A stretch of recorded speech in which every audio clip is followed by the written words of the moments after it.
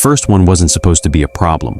Eric Halpern, 42, found slumped over his steering wheel outside a gas station at 2:13 a.m. Heart attack, until his eyes opened. Not fast, not dramatic. Just open. The paramedic leaning over him didn't even have time to react before Eric's teeth sank into his neck. 3 days later, Farage felt wrong. Not loud, not chaotic. Just empty. Daniel sat on the porch, staring at the power lines. "No birds," he muttered. Inside, Mia didn't answer. She hadn't been talking much since the emergency alert started. Stay indoors, avoid contact, report all bites. They never said what it was. They didn't need to. The power went out that night with no flicker, just darkness swallowing everything. Mia froze in the hallway. "Dan, I'm here." He grabbed a flashlight and pointed it at the front door. A figure stood outside, not moving, not knocking, just standing there. "Hello?" The voice was dry and broken. "Please." Mia stepped back. "Don't open it." Daniel didn't. "I know you're in there. I can hear you." The scream from across the street cut through everything. Daniel rushed to the window. Mr. Caldwell stumbled into his doorway, blood soaking his shirt. Behind him, others dragged forward. One grabbed him, then another, and they pulled him down, tearing into him without stopping. By morning, the streets were full. Not running, not chasing, just wandering, bumping into things, turning slowly at sound. Daniel watched through the curtain. They left that afternoon with backpacks, a crowbar, and no plan. The air outside smelled rotten, heavy, wrong. "Don't look at them," Daniel said. "Why?" "Because they notice." A car alarm went off in the distance, and every head turned at once before they all started moving toward it. Slow and relentless. "They're not stupid," Mia whispered. "No," Daniel said.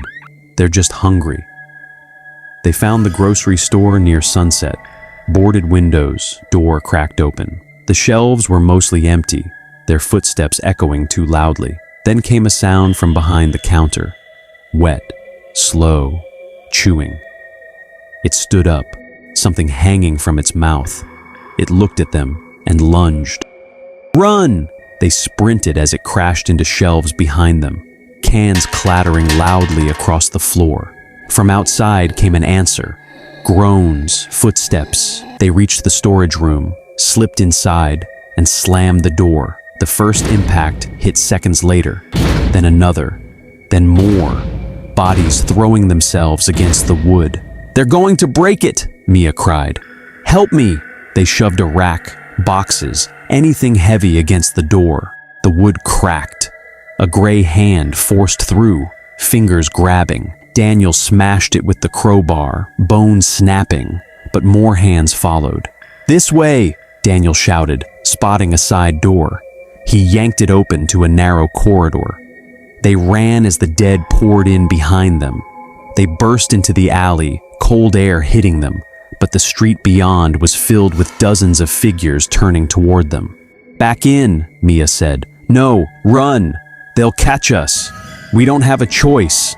They pushed into the street, dodging and shoving. A hand scraped Daniel's arm as he swung the crowbar.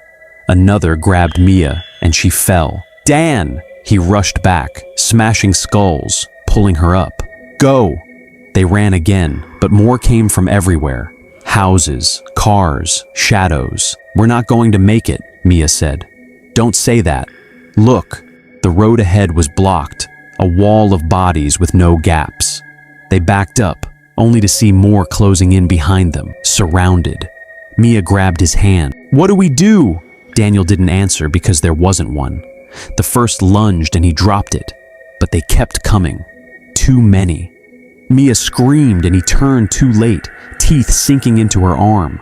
She cried out as he smashed the attacker down, but the damage was done. They stared at the wound, blood pouring, final. "Dan," she whispered. He stepped back. "I'm sorry." "No, don't do that," she said quickly. "They said..." "I know what they said." The dead were only feet away. She grabbed him. "If I turn, you don't hesitate." "I can't. You have to. They were out of time. Mia shoved him. Go! I'm not leaving you. You already are. She ran at them screaming, drawing them away. Daniel stood frozen for half a second, then ran. He didn't look back. Hours passed, maybe more.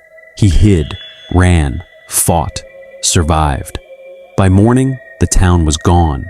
Not destroyed, just empty of the living. Daniel stood alone on the road, breathing hard. A slow, dragging sound came from behind him.